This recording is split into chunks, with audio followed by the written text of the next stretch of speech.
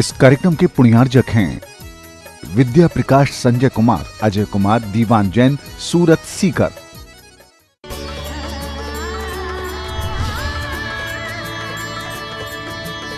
मानस शांत हों जिनके गुणों के गान में, बेवर्धमान महान जिन विचरे हमारे ध्यान में।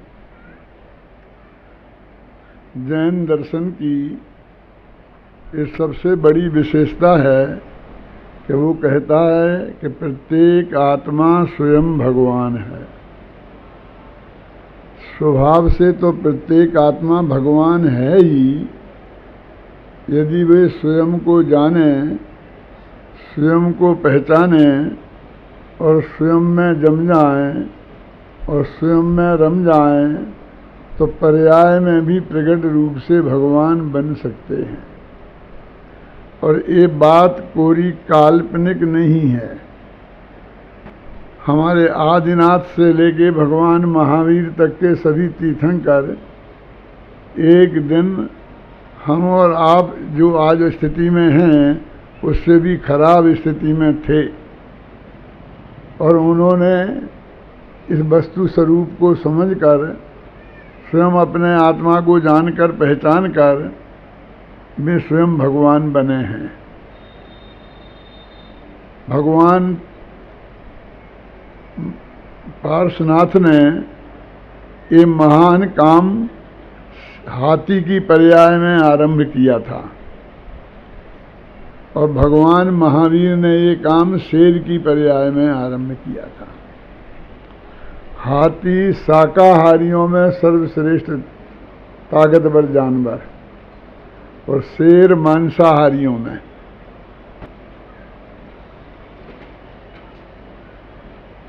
दोनों का सहज ऐसा संयोग क्या बताता है कि ये जो धर्म है वीतरागी धर्म, ये किसी के लिए भी इसका निषेध नहीं है, चाहे वो शाकाहारी हो और चाहे वो मांसाहारी हो। ऐसा अर्थ नहीं है कि मांसाहारी होना चाहिए हमें, ये कह रहा हूँ। लेकिन उसने भी अपने आत्मा को पहचानने का काम कर लिया था। भगवान महावीर के जीव ने शेर की पर्याय में, और कैसी रही होगी वो सभा कि जिसमें एक श्रोता और दो वक्ता हैं, और श्रोता में भी कोई आदमी नहीं, जानवर है। और जानवर भी सबसे ज्यादा जो क्रूर है, दुष्ट है, हिंसक है, हत्यारा है, ऐसा जानवर है। और वो भी कहते हैं ना, शिकार खाता हुआ शेर और सोता हुआ सांप सबसे ज्यादा खतरनाक होते हैं। यदि सोते हुए सांप को छेड़ोगे तो वो आपको छोड़ेगा नहीं, और शिकार खाते हुए शेर के सामने आ जाओगे तो वो आपको भी नहीं छोड़ेगा। ऐसी स्थिति में दो मुनिराज आकाश मार्ग से आए हैं? उस शेर ने उन मुनिराजों के लिए प्लेन का टिकट भेजा होगा, निमंत्रण भेजा होगा। अपने आप आए ना, और उसे वे उपदेश दे रहे हैं। मैं अपने विद्यार्थियों से जब परिसर में बाहर जाते हैं और उसके पहले हम एक आध मीटिंग लेते हैं, तो उनसे ये कहता हूँ, बहुत उनको ये तकलीफ होती, शिकायत होती है कि हम वहाँ गए और हमें 50 आदमी भी नहीं मिले श्रोता के रूप में, 25 आदमी भी नहीं मिले हैं, कोई हमें स्टेशन पर लेने ही नहीं आया, हम पूछते पूछते उनके घर पहुँचे। कई तरह की तकलीफें होती हैं। तो मैं उन्हें ये याद दिलाता हूँ कि भाई याद करो कि वो सभा कैसी होगी। बोलो अपनी सभा अच्छी क्या उनकी, कि उस सभा में वो जो एक पशु था, जैसे अपन बहुत अयोग्य साबित कर रहे, वो सम्य दर्शन लेके उठा वो रहा। और हमारे सभा में से कोई उठता कि नहीं? फिर आप समझ लेना, तुलना कर लेना उससे अपनी। और ये बात सिद्ध करती है ना कि जैन दर्शन ना केवल नर से नारायण बनाने वाला दर्शन है, बल्कि पशु से परमेश्वर बनाने वाला दर्शन है। क्या आप कह रहे चाहे वो मांसाहारी हो चाहे शाकाहारी हो, हमसे लोग कहते हैं कि भाई आपकी सभा में कौन कौन बैठे हैं आप जानते हैं? किनको ये आप बातें आत्मा की इतनी ऊंची ऊंची बातें सुना रहे हो? क्या इनके कैसे धंधे हैं, कैसे खाते पीते हैं, आपको मालूम नहीं है? हम जानते हैं, हम इनके बीच में रहते हैं। आप कहो तो हम आपको बताएं? मैं कहता भाई साहब नहीं सुनना है, नहीं जानना है, हम जितना जानते हैं उतना ही बहुत है। हम तो तुमसे एक कहते हैं कि हमारे पास ऐसा क्या साधन है कि जब इनको हम अपनी बात सुनाने के पहले पता लगाएं कि ये कैसे है? बताओ मुझे कैसे लगे? हम प्लेन में जाते हैं तो वहाँ पे मशीनें लग रही हैं, उन मशीनों में से हमें निकाला जाता है। क्यों? कि कोई गलत आदमी नहीं समझे। ऐसी मशीन लगा देने से कि कोई विरोधी नहीं हो, कोई मिथ्या दृष्टि नहीं हो, कि कोई ऐसा ना आ जाए, ऐसी कोई मशीन तो हमारे पास है नहीं। और हम कौन सा नाप रखें? उस शेर से तुलना करें ना। क्यों? अब क्या बोल रहे कि क्या खाता है क्या पीता है, लेकिन एक बात समझ लेना कि वो शेर पहले नहीं उसी समय मांस खा रहा था। आधा मरा हुआ हिरण नीचे पड़ा था, आधा उसके पेट में चला गया था। हाथ खून से रंगे हुए थे, जबान में खून लग रहा था, एक मांस का टुकड़ा दांतों में फंस रहा था। मुनिराजों ने वहां उसे उपदेश दिया तो ये नहीं कहा जा पहले कुल्ला करके आ, घबराना नहीं। ये कहना चाहिए था ना, वो झूठे मुंह था ना, उसे उपदेश देना चाहिए था।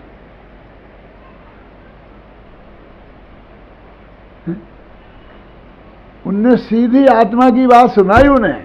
अब हमारे श्रोता उस शेर से गए बीते तो नहीं है जो हम उन्हें आत्मा की बात नहीं सुनाएं। और भगवान महावीर की दिव्य ध्वनि जब खिली थी तो 12 सभाओं में एक सभा पूरी पशुओं की थी क्या नहीं थी? तो तुम हमसे क्या बात करते हो कि कैसे हैं, कौन है, क्या है?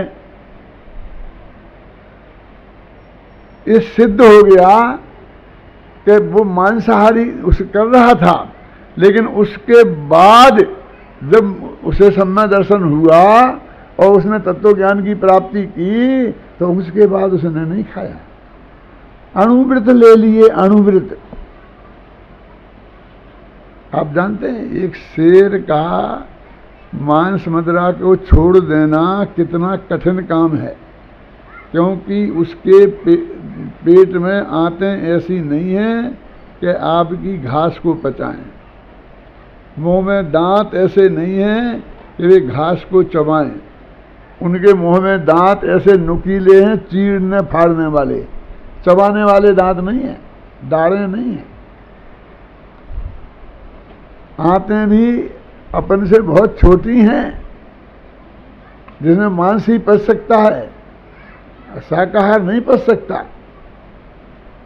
घास नहीं पच सकती। अब उस शेर को ऐसा भोजन कहाँ मिले? क्यों? मांस वो खाए नहीं, घास उससे चबे नहीं और पचे नहीं, और हलवा पूड़ी आप खिलाने से रहे। वो हमें मना के खिलाते हो वो अलग बात है, लेकिन उस शेर को तो कोई नहीं खिलाएगा ना। उसको जीवन की कीमत पर वो व्रत लेना पड़ा। हमारे लिए क्या बहुत सरल बात है, हमारे लिए तो ऐसी दिक्कत ही नहीं है ना। हम जितने शुद्ध सात्विक शाकाहारी हैं तो हमें ऐसी क्या तकलीफ होती? उसके बाद ये चीज नहीं चलेगी। जब उसे तत्व ज्ञान की बात होगी तो ये सिद्ध हो गया कि भाई प्रत्येक आत्मा स्वभाव से तो भगवान है ही, और यदि वो स्वयं को जाने, स्वयं को पहचाने और स्वयं में ही जम जाए रम जाए तो प्रकट रूप से पर्याय में भी भगवान बन सकता है। तो लोग मेरे से प्रश्न करते हैं, आप दो बातें एक साथ कहते हो एक सांस में, एक ये भी कहते हो कि आत्मा भगवान है और ये भी कहते हो बन सकता है। यदि वो भगवान है तो बन सकने का क्या सवाल है, और यदि वो भगवान बन सकता है इसका साफ अर्थ है कि नहीं है। दोनों परस्पर विरुद्ध बातें हैं ना, और तुम एक सांस में दोनों बोलते हो कि प्रत्येक आत्मा भगवान है, और यदि वो स्वयं को जाने पहचाने और स्वयं में जम जाए रम जाए तो पर्याय में भी भगवान बन सकता है। ये बात दोनों एक साथ कैसे हो सकती हैं? कि हो सकती है, गंभीरता से विचार करके हम देखें तो हो सकती हैं। इसके लिए मैं एक उदाहरण से बात समझाया करता हूँ कि एक सेठ था, उसका 5 वर्ष का एक बालक था और कोई नहीं था घर में, बस बाप बेटे थे। सेठ कुछ बीमार रहने लगा तो डॉक्टर के पास गया, तो डॉक्टर ने कहा तुमको ब्लड कैंसर हो गया है, 4th स्टेज पे पहुंच गए हो बेटा, अब 6 महीने से ज़्यादा जिंदा रहना संभव नहीं है और विश्व में अभी कहीं कोई इलाज नहीं है। सेठ को बहुत चिंता हुई कि मेरी इतनी करोड़ों की संपत्ति और 5 वर्ष का बालक ये कैसे संभालेगा। यार दोस्त खा जाएंगे पी जाएंगे और ये बेचारा भिखारी बन के रह जाएगा, क्या करूं मैं। तो उसकी कुछ समझ में नहीं आया, उसने संपत्ति का बहुत बड़ा हिस्सा बेचकर 1 करोड़ रुपया नगद लिए और बैंक में बेटे के नाम पर 25 वर्ष की फिक्स डिपॉजिट करा कि 25 वर्ष का जब बेटा हो जाए तब मिलना चाहिए। मैंने 20 वर्ष की फिक्स डिपॉजिट करा दी और ये बात किसी को नहीं बताई, एक अपने दोस्त को छोड़कर, और उससे भी ये शर्त लगा दी कि तू मेरे बेटे को मत बताना जब तक वो 25 वर्ष का ना हो जाए। वो मर गया। अब वो बच्चा 5 वर्ष का क्या करता, घर में जो कुछ बचा था तो 1-2 साल में खा पी के साफ हो गया। फिर वो भी नहीं करने लग गया तो बेचारा भीख मांगने लग गया। कुछ थोड़ा बड़ा हुआ तो लोगों ने भीख देना भी बंद कर दिया। अच्छा हट्टा कट्टा तो है, काम क्यों नहीं करता, तो वो रिक्शा चलाने लगा। चौराहे पर खड़ा होकर कि 5 रुपए में रेलवे स्टेशन, 5 रुपए में रेलवे स्टेशन, ऐसा आवाज लगाता और रिक्शा चला के अपनी आजीविका करता। अब मेरा एक प्रश्न है छोटा सा सूरत वालों से कि वो लड़का जो है ना जो रिक्शा वाला, वो करोड़पति है या नहीं। आप हमसे पूछते हो ना कि आत्मा परमात्मा है क्या नहीं, ऐसा मैं आपसे पूछ रहा हूं कि वो रिक्शा वाला बालक करोड़पति है या नहीं। आप कहें कि नहीं है तो मैं कहूं कि आप कहें कि है, तो मैं कहूंगा कि यदि है तो रिक्शा क्यों चलाता है,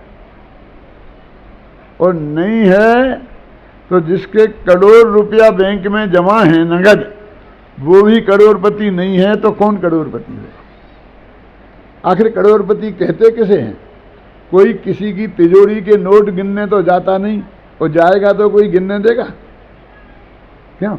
क्योंकि हमारी तो पुरानी आदत है, पहले मेन गेट बंद करते हैं घर का, फिर तिजोरी का गेट खोलते हैं, और तिजोरी का गेट बंद करके चाबी गायब कर देते हैं, फिर मेन गेट खोलते हैं। तो आज तक किसी ने किसी की तिजोरी के नोट तो गिने नहीं हैं, तो हम कैसे माने कि ये करोड़पति हैं कि ये नहीं है? कि तुम पंडित लोग बुद्धू ही रहे, इतनी बात समझने के लिए नोट गिनने की कहाँ जरूरत है? बड़ी बड़ी दुकानें हों, मुनीम गुमास्ते बैठे हों, मोटर गाड़ियां दौड़ते हों, आप समझ गए ना, तो समझ लेना करोड़पति है। कल कारखाने चलते हों, उसे नोट गिनने की कहाँ जरूरत है? एक करोड़पति है कौन, ये जानने के लिए नोट गिनने की जरूरत नहीं है। लेकिन मैं आपसे कहता हूं ऐसा नहीं होता है। बैंक से करोड़ों का कर्जा मिल जाता है, कल कारखाने खुल जाते हैं, मोटर गाड़ियां दौड़ने लगती हैं, मुनीम गुमास्ते बैठ जाते हैं, और जब चलती का नाम गाड़ी, जब देखते हैं कि सेठ जी का चल रहा धंधा बहुत बढ़िया, तो गरीब लोग भी रुपये सैकड़े पे पैसा अपने जमा करा आते हैं। बेचारे ब्रह्मचारिणी बहनें, ब्रह्मचारी लोग, वे विधवाएं बेचारी जो डाक का वहाँ नहीं जा सकती हैं बैंक में, इनके यहाँ जमा करा देती हैं। इस तरह दूसरों के पैसे से करोड़पति बन जाते हैं। और हो सकता है जिन्हें तुम करोड़पति समझ रहे हो, वे दिवाला निकालने की सोच रहे हो। नहीं हो सकता। लेकिन हम उन्हें करोड़पति मानने को तैयार हैं। लेकिन उस लड़के को, रिक्शे वाले को, जिसके करोड़ रुपया नगद जमा है, उसे करोड़पति मानने को तैयार नहीं है। क्योंकि हमारी दृष्टि बहिर्दृष्टि हो गई है। हम बाहर से देखने वाली दृष्टि वाले हो गए। बाहर से ठाट बाट दिखना चाहिए बस, अंदर के देखने की ताकत हमारी नहीं रही। नहीं, सीधी सच्ची बात है, करोड़ रुपया बैंक में जमा है तो करोड़पति है। ऐसे ही हम ये कहें कि प्रत्येक आत्मा स्वयं भगवान है, कि प्रत्येक आत्मा, यहाँ के रिक्शे वाला, पान वाला, दुकान वाला, क्यों कि हाँ सब, के हाँ सब, गाय भैंस कुत्ता बिल्ली, के हाँ सब, तो हमारा मन नहीं मानता है कि ये सब भगवान है। और एक आदमी आए, 100-200 आदमी आगे पीछे लगा ले वे, 1-2 करोड़पति मिल जाए और जय के नारे लगाने लग जाएं, तो बहुत लोग भगवान बन जाते हैं और हम मान लेते हैं। बन गए ना रजनीश जैसे। क्या ये जो रजनीश था ना, रजनीश नाम तो सुना होगा, एक प्रोफेसर था जबलपुर में दर्शन शास्त्र का, और प्रोफेसर को हिंदी में आचार्य कहते हैं, तो वो अपने को आचार्य लिखता था, आचार्य रजनीश। आचार्य माने प्रोफेसर रजनीश, आप समझ रहे हैं ना। तो वो रजनीश आचार्य लिखता था, तो लोग उसे कुंदाचार्य, शंकराचार्य जैसा सम्मान देने लग गए। जब आचार्य लिखता था ना, तो उसने कहा ये दुनिया इतनी मूर्ख है, मैं तो समझता नहीं था। जब मैंने आचार्य लिखना शुरू कर दिया तो इन्होंने मुझे आचार्य मान लिया। तो उन्होंने कहा भगवान लिखना शुरू कर दो। बदला कुछ नहीं, रहन सहन वैसे ही, और अपना भगवान श्री रजनीश शुरू कर दिया, और ये दुनिया ने जय के नारे लगाने शुरू कर दिया। बम्बई वाले पागल हो गए, क्यों। लेकिन तो भी मैं एक बात कहता हूं आपसे कि इंडिया वालों को ये भगवान ज्यादा रास नहीं आते। आखिर एक दिन ये हालत हुई कि बम्बई से भागना पड़ा छोड़ के, पूना जाके पहुंच गए।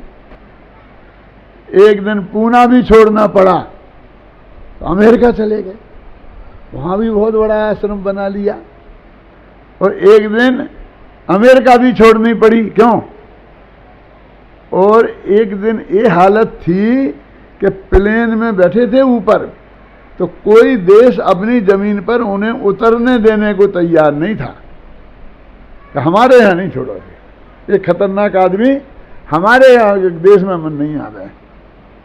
क्या हुआ फिर, होना क्या था,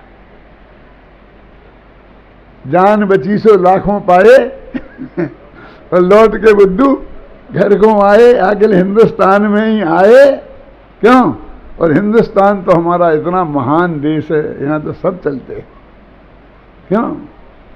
मेरे कहने का मतलब ये है कि थोड़े बाहरी ठाट बाट दिखाओ तो तुम्हें चाहे तो भगवान कहला लो, आचार्य कहला लो, कुछ भी कहला लो, आप समझ गए ना। और हम रिक्शे वाले को कहें किसी गरीब आदमी आत्मा को कि गाय है ये भी भगवान आत्मा है, तो कोई मानने को तैयार नहीं है। उस एक सैकड़ों करोड़पति बैंक के अरबों रुपया ले लेके भाग गए ना। नाम में ज्यादा जानता नहीं हूं, आप लोग ज्यादा जानते हैं।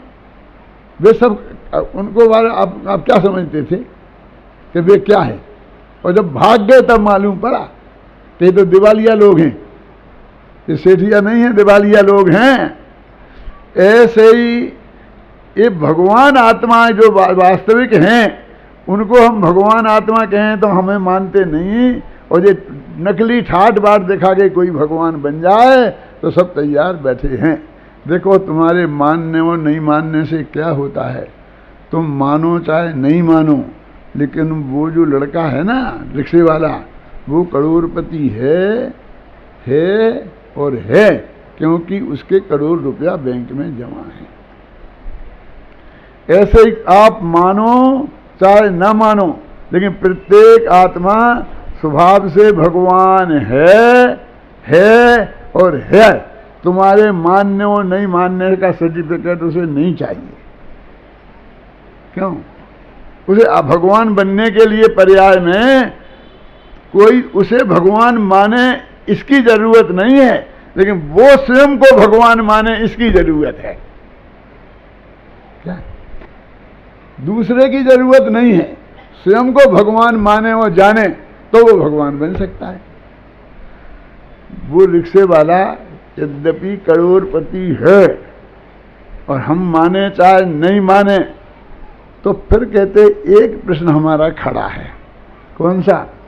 कि यदि वो करोड़पति है तो रिक्शा क्यों चलाता है? बात तो ठीक है ना, क्योंकि करोड़पति लोग तो रिक्शा नहीं चलाते हैं। ऐसे ही एक तुम कहते हो ये सब भगवान आत्मा हैं। यदि ये भगवान आत्मा हैं तो भोगों के भिखारी क्यों बन रहे? बीड़ी बिना चले नहीं, सिगरेट बिना चले नहीं, चाय बिना चले नहीं, शराब बिना चले नहीं। ये तीन लोग के नाथ की हमने क्या दुर्दशा कर रखी है। मैं फर्स्ट क्लास के डब्बे में जा रहा था तो वो बाथरूम में गया तो वहाँ सिगरेटों के टुकड़ों के ढेर पड़े थे। क्या? तो मैंने कहा ये क्या है? बोले आपको नहीं मालूम है? क्या नहीं? बोले लोग वहाँ मना है ना सिगरेट पीना, डब्बे में तो पी नहीं सकते, तो लेटरिन बाथरूम में आकर के पीते हैं। अच्छा, नहीं तो लेटरिन नहीं आती? क्यों? मैं कहा खाने पीने की जगह है, कहाँ विचार है? बोलो। वहां जाके सिगरेट पीते हैं तो तीन लोग के नाथ की हमने एक ऐसी दुर्दशा कर रखी है। तुम कहते हो भगवान है और भगवान वहां सिगरेट पी रहे लेटरिन में। नहीं, हमें नहीं देखता, हम नहीं मानेंगे। जैसे उस रिक्शे वाले को कोई रिक्शा चलाता देखकर करोड़पति मानने को तैयार नहीं है, पर वो है। ऐसे ही इस आत्मा को भले ही आप भगवान माने, 7 व्यसनों में फंसे हुए आत्मा को भी चाहे नहीं माने, पर वो भगवान है और है। तो फिर क्या करें भाई? उससे ऐसी दुर्दशा तो उसकी नहीं होनी चाहिए। कम से कम उस रिक्शा तो नहीं चलाना चाहिए करोड़पतियों को। हमारा ऐसा नेचर हो गया है कि कोई करोड़पति रिक्शा चलाए, हमें ये बर्दाश्त नहीं, अच्छा नहीं लगता। अरे वो भी तो आदमी है ना, चला रहा है ना। ऐसे ही कोई भगवान लेटरिन बाथरूम में जाए, ये हमें अच्छा नहीं लगता। हमें तो भगवान जैसा चाहिए। क्या करें? देखो असली बात क्या है, वो भगवान वो रिक्शे वाला करोड़पति तो है, पर उसे पता नहीं है। होने से क्या होता है? जब तक पता नहीं हो, होने का लाभ जीवन में प्राप्त नहीं होता। ये आत्मा भगवान तो है, लेकिन इसको भगवान होने का लाभ क्यों प्राप्त नहीं हो रहा? क्योंकि इसे पता नहीं है। यदि पता चल जाए तो ये इसकी दुर्दशा नहीं होगी। इसलिए तो जैन दर्शन में कहा है कि भाई ज्ञान समान न आन जगत में, सुख को कारण ही परमामृत, जन्म जरा मृत्यु रोग निवारण, जे पूरब शिव गए, जाहि अरु आगे जय हैं, सो सब महिमा ज्ञान तनी मुनिनाथ कहे। तो पता चल जाएगा ना, तो फिर काम हो जाएगा। सोचो आप, चलो पता चला देते, क्यों? जब 25 वर्ष का लड़का हो गया, वो 20 वर्ष हो गए, वो बैंक में कोई पैसा लेने नहीं पहुंचा, तो बैंक वालों ने विज्ञापन निकाला अखबार में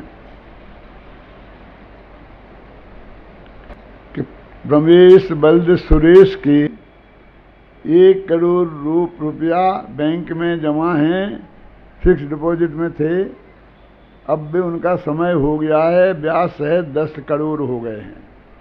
वो 7 दिन के भीतर आकर ले जाए, अन्यथा लावारिस समझकर सरकारी खजाने में जमा करा दिए जाएंगे। बॉम्बे समाचार में छापता है कि हिंदुस्तान में ये समाचार छपा। रिक्शे वाले ने भी पढ़ा, अरे मेरे रुपया 10 करोड़, एक क्षण में तो उसकी बातें खिल गई। कितनी खुशी हुई होगी, कल्पना करो।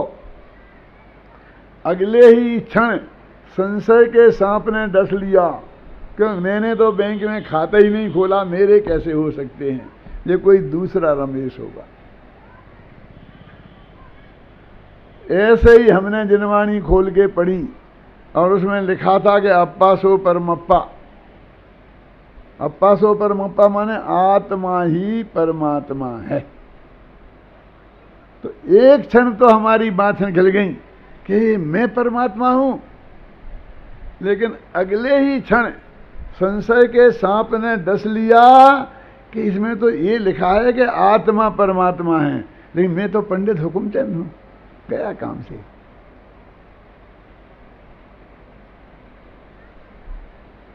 जानने में तो आ गया, लेकिन काम नहीं हुआ है भी, और जानने में भी आ गया, काम नहीं हुआ।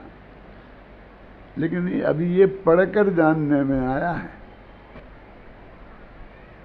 दौलत राम जी कहते हैं, दौले समझ सुने चेत सयान। समझ के ऐसा सुन लिखा, सुन, पढ़ने से काम नहीं होता, सुनना पड़ता है।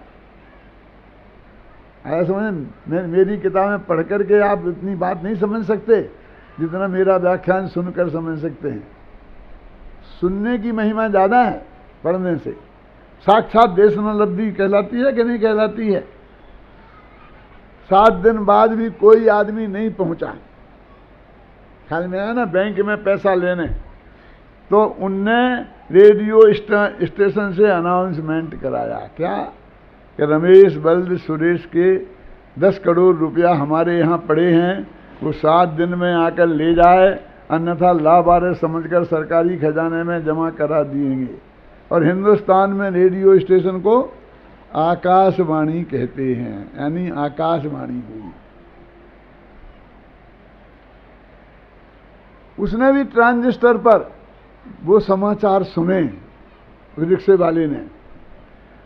हमारे देश ने और कुछ चाहे किया हो चाहे नहीं किया हो, इतनी तरक्की तो कर ही ली है कि रिक्शे वालों के पास भी ट्रांजिस्टर हो गए हैं, क्रिकेट की कृपा से।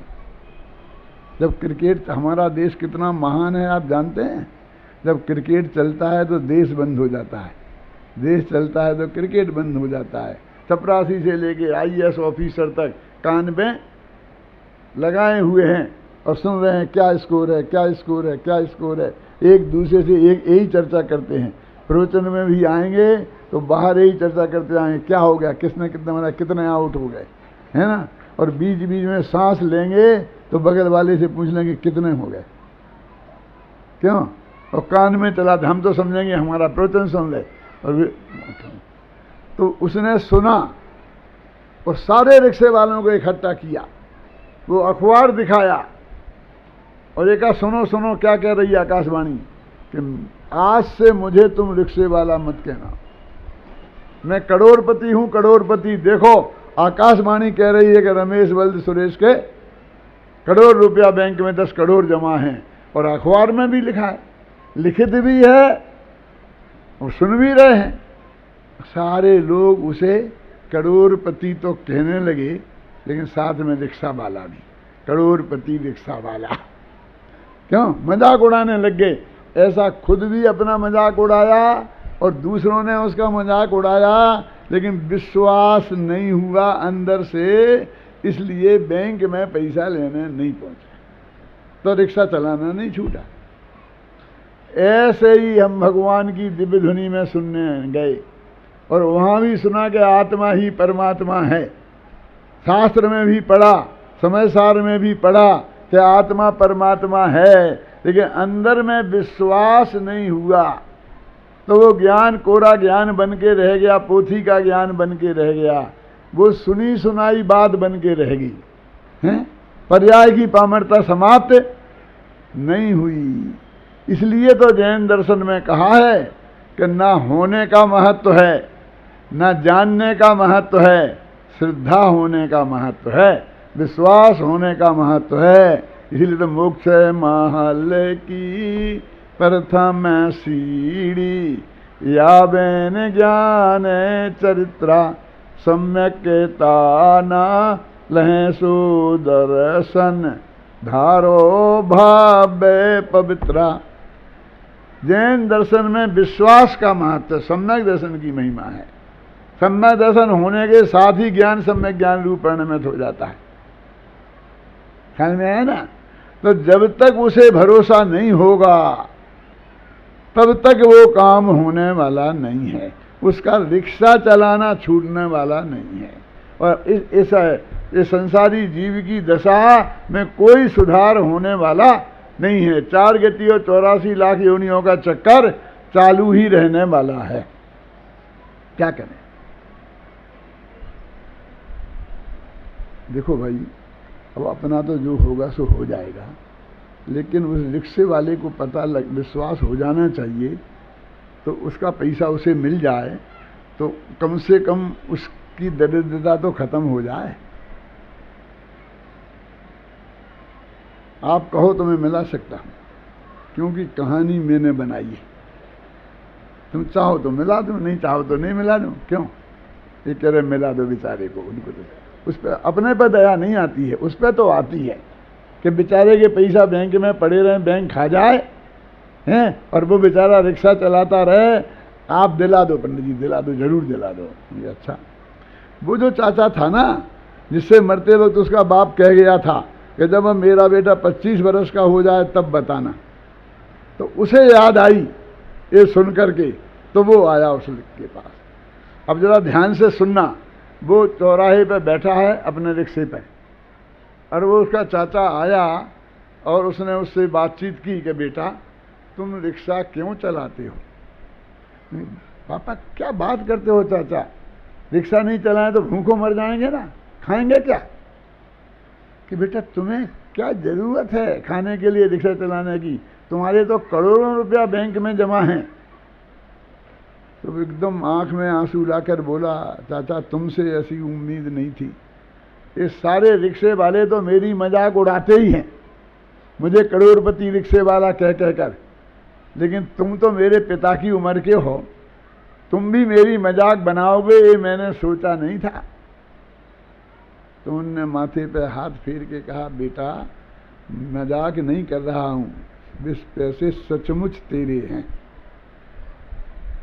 ऐसा कोई ज्ञानी धर्मात्मा आया और उसने तुम्हें बताया कि भाई तुम स्वयं भगवान हो, तुमने कहा कैसी बात कहते हो, हम तो दीनहीन संसारी प्राणी हैं, विषयों के गुलाम, आप हमको भगवान कैसे कहते हो?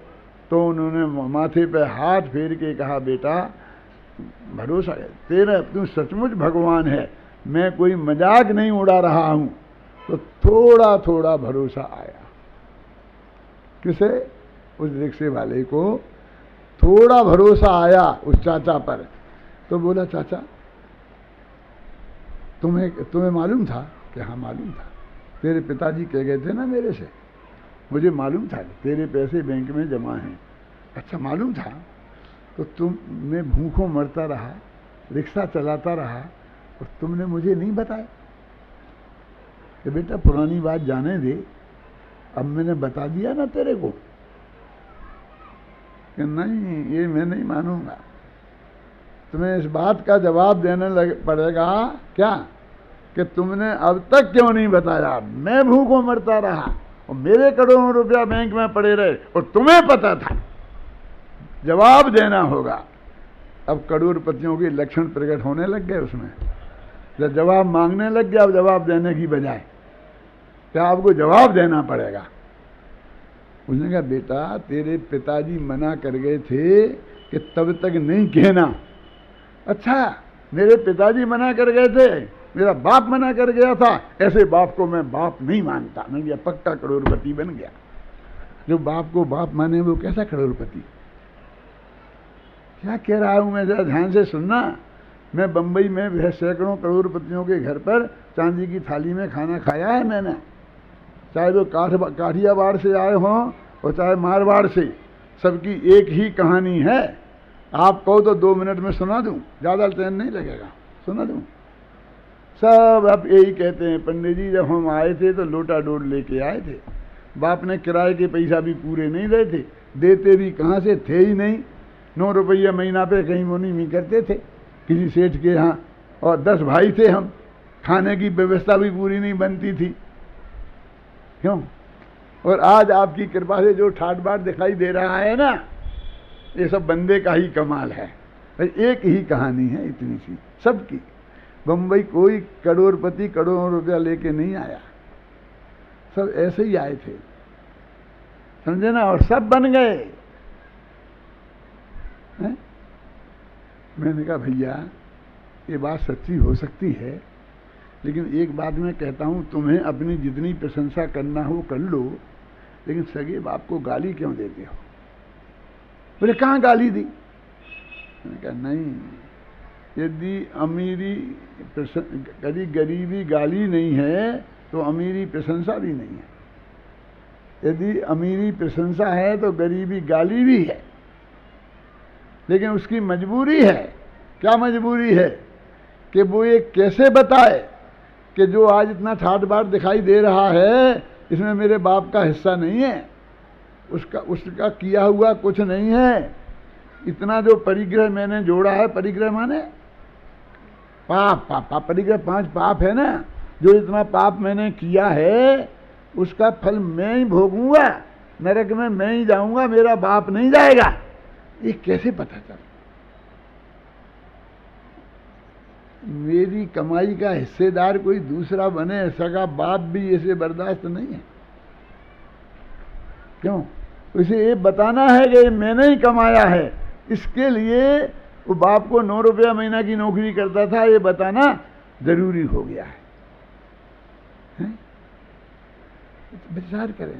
मेरे कहने का आशय ये है कि अंदर में थोड़ा भरोसा आया कि ये पैसा मेरे हैं, तो वो चाचा से जवाब पूछने लग गया कि तुम्हें मालूम था और तुमने नहीं बताया। और उसने कहा तुम्हारे पिताजी मना कर गए थे, तो कहला मैं ऐसे बाप को बाप नहीं मानता जो मना कर गए थे। बोले भैया तेरा हित था उसमें। इसमें क्या हित था? कि पैसा फिक्स डिपॉजिट में था, तो तेरे को मिलता तो है नहीं जब तक तुम 25 वर्ष का नहीं हो जाता, और फिर तेरे से रिक्शा चलता नहीं, सचमुच भूखों मर जाता। जब तक तुझे पता नहीं चला तब तक तू रिक्शा चला के पेट भरता रहा। क्या समझ में आया ना? लेकिन यदि पता चल जाता तो तेरे से रिक्शा नहीं चलता, तो समय पे बता ही दिया ना जब मिलने का समय आया। और तू ये नहीं समझता समय के पहले और भाग्य से अधिक ना आज तक किसी को कुछ मिला है और ना भविष्य में कभी किसी को कुछ मिलेगा।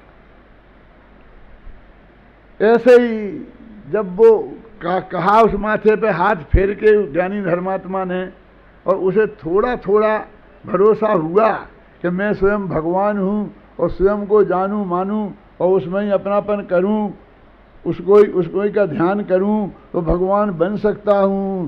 तो वो बोला आज तक ये बात हमें किसी ने नहीं बताई कि बेटा हम तो बता रहे ना अब कि नहीं, बड़े बड़े पंडित आते रहे तुम जैसे, बहुत महाराज आते रहे और सब यही कहते रहे हमारी संस्था को चंदा दो तुम्हारा कल्याण हो जाएगा, और अपना कल्याण करके चले गए कि ये छोड़ दो, ये खाओ मत, ये मत करो, ये मत करो, ये मत करो, यही उपदेश देते रहे।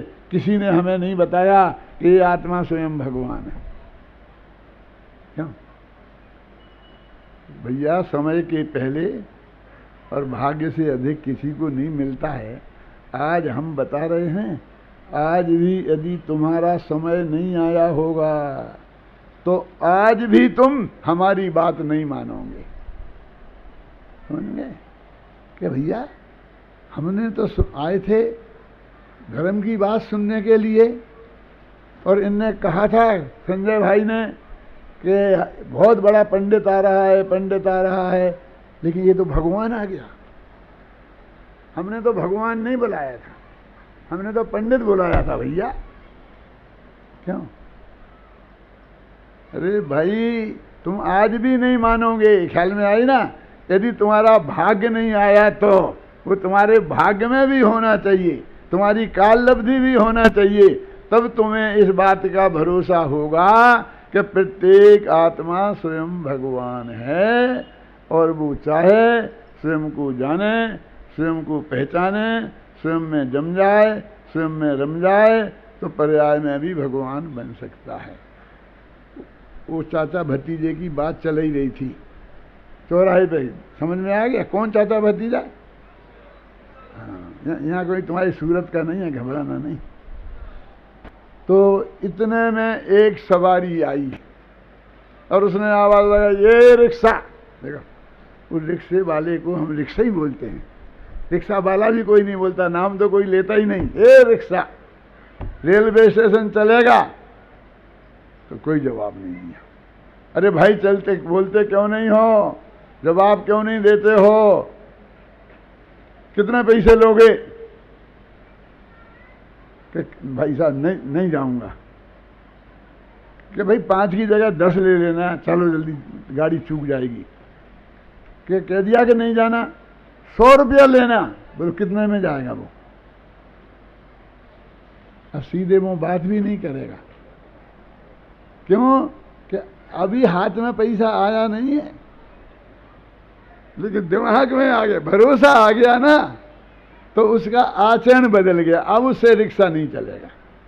वो रिक्शा उसके बाप का थोड़ी था, बाजार से किराए का लाता था 10 रुपया रोज पर, शाम को 10 रुपया और रिक्शा वापस जमा कराता था, तब दूसरे दिन उसे रिक्शा किराए पर मिलता था। और यदि जिस दिन वो 5 रुपया नहीं जमा कराया 10 रुपया किराए के, तो फिर उसे रिक्शा अगले दिन नहीं मिलता था। और एक दिन रिक्शा देने नहीं जाए तो सेठ घर पर आ धमकता था और सारे मोहल्ला के सामने इज्जत खराब कर देता था। तो आज क्या करेगा वो? क्यों? सेठ का रिक्शा देने जाएगा? आज के पैसा देने जाएगा?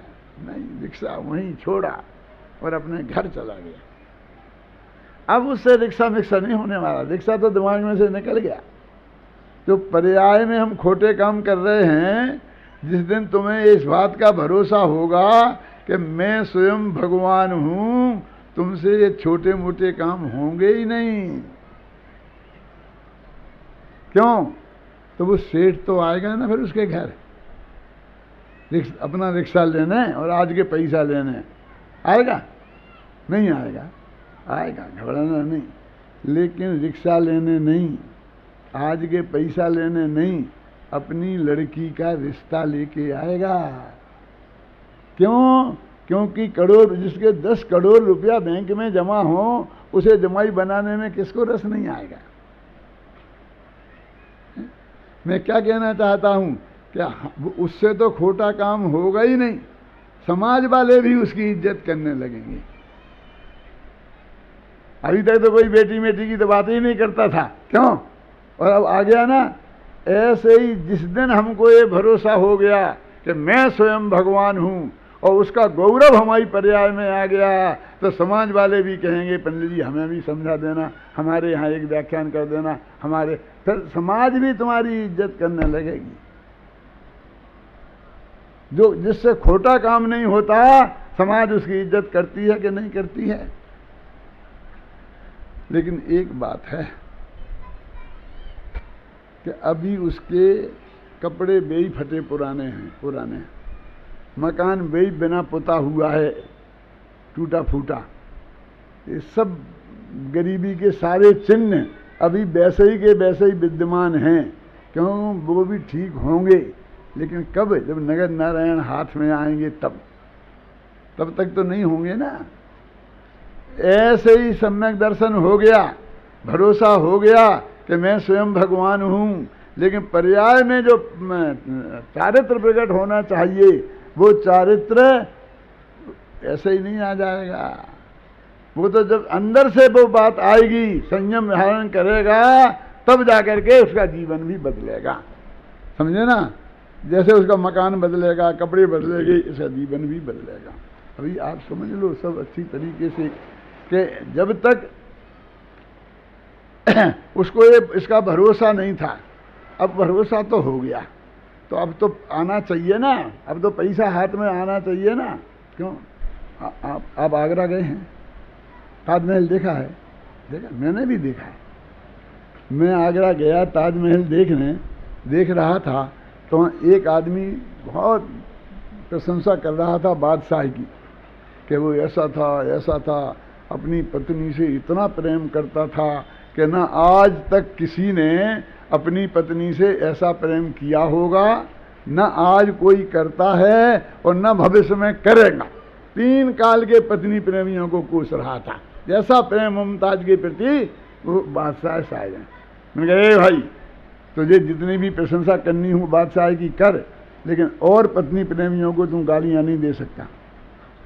हमारा अपमान कैसे कर सकता है तू? अगर वही करता था, हम अपनी पत्नी को प्रेम नहीं करते? बोले अच्छा करते हो तो एक ताजमहल तुम भी बनवा दो। मैंने कहा ताजमहल पैसा से बनता है, प्रेम से नहीं बनता। एक गरीब किसान अपनी पत्नी को उससे ज्यादा प्रेम करता हो और सारी जिंदगी एक उसके मन की साड़ी खरीद के नहीं दे पाए, ऐसा हो सकता है ना? प्रेम ज्यादा करता हूं, न दे पाए। और एक अमीर प्रेम करता था कि नहीं करता था, उसी ने उसकी हत्या करवा दी, क्या कर दिया पता नहीं, और ताजमहल बना के खड़ा कर देगा जनता का पैसा, इसके बाप का क्या जाता है? यदि उसे नारियों से प्रेम था तो वो ताजमहल बनाया उसने, क्या बनाया? यदि वो एक जमुना के किनारे बनाया ना, जमुना नदी पर बांध बना देता तो आज से 400 बरस पहले हमारे सारा एरिया हरा भरा हो जाता और हमें अमेरिका से PRC नहीं मंगाना पड़ता। क्यों? यदि वो बहुत शिक्षा प्रेमी था तो एक यूनिवर्सिटी खोल देता, मुमताज यूनिवर्सिटी के नाम से, तो हमारी ये लड़कियां जो आज टॉप कर रही हैं उस दिन ही टॉप करने लगती पढ़ाई में।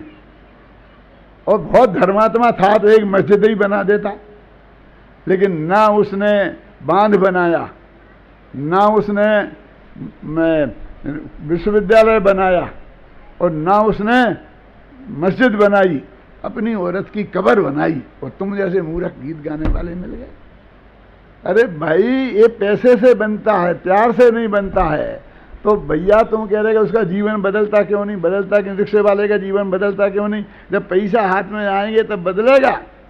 ऐसे ही जब जीवन में चारित्र आएगा तब जीवन बदला दिखाई देगा। अगले श्रद्धा और ज्ञान से जीवन नहीं बदलता। अपने कहा ना सम्यक दर्शन ज्ञान चारित्राणी मोक्ष मार्गा, तो सम्यक दर्शन और सम्यक ज्ञान तो हो गया, चारित्र नहीं, शुरुआत तो हो गई लेकिन अभी पूरा नहीं हुआ ना। लेकिन एक दफे श्रद्धा हो गई, भरोसा हो गया कि मेरे पैसे बैंक में जमा हैं तो आज नहीं तो कल, कल नहीं तो परसों निकलेंगे अवश्य, और जीवन भी बदलेगा। लेकिन इतना आसान भी नहीं है। ये हिंदुस्तान है। बैंक में एक रिक्शे वाला पहुंच जाएगा कि भाई साहब मेरे 10 करोड़ रुपए जमा है, निकाल के दे दो, और बैंक वाले निकाल के दे देंगे। हर्षद मेहता चले जाए और ले आए, वो अलग बात है। उससे तो कहे व्हाट इज द प्रूफ, क्या प्रमाण है कि तुम ही हो वो रमेश बल्द सुरेश। अब वो चाहे कहाँ से प्रमाण लाए, ना तो उस म्यूनिसपैलिटी का सर्टिफिकेट उसके पास है, ना कोई प्रमाण उसके पास है कि मैं उसका बेटा हूँ, ये हैं। कैसे सिद्ध करे? आसान नहीं है। मेरे कहने का मतलब श्रद्धा और ज्ञान निर्मल हो जाने के बाद भी चारित्र भी इतना आसान नहीं है। लेकिन जब पता चल गया है तो कोई ना कोई तरकीब से वो पैसा उस रिक्शे वाले को मिलेगा मिलेगा मिलेगा। कोई ना कोई एजेंट कोई रास्ता निकालेंगे। हिंदुस्तान वाले बहुत रास्ते जानते हैं, क्यों? लेकिन टाइम लग सकता है। ऐसे ही जब सम्यक दर्शन और सम्यक ज्ञान हो गया तो जीवन में सम्यक चारित्र भी आएगा आएगा और आएगा तो जीवन भी बदलेगा।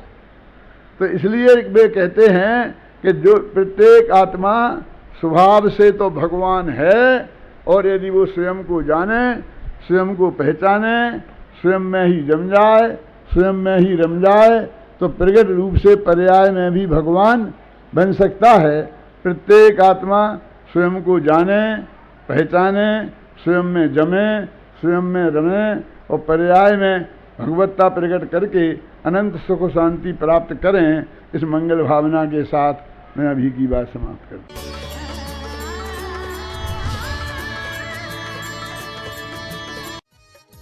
इस कार्यक्रम के पुण्यार्जक थे विद्या प्रकाश संजय कुमार, अजय कुमार, दीवान जैन, सूरत सीकर।